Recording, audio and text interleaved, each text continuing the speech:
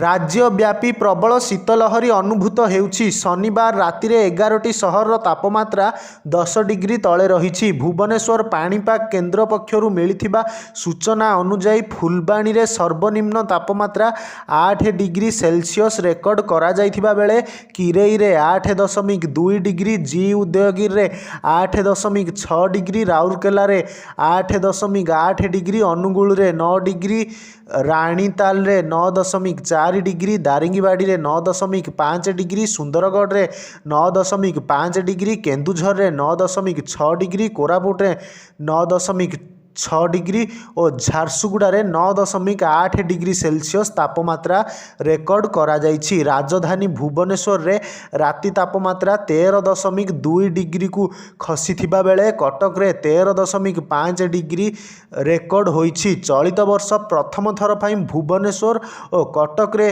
तापमात्रा 13 degree छुईछि बोली भुवनेश्वर पाणीपाग केन्द्र पक्षरु सूचना दिया जाइछि। आसंता 4 रु 5 दिन जाए राज्य रे राति तापमात्रा रे विशेष परिवर्तन हेबो नाही।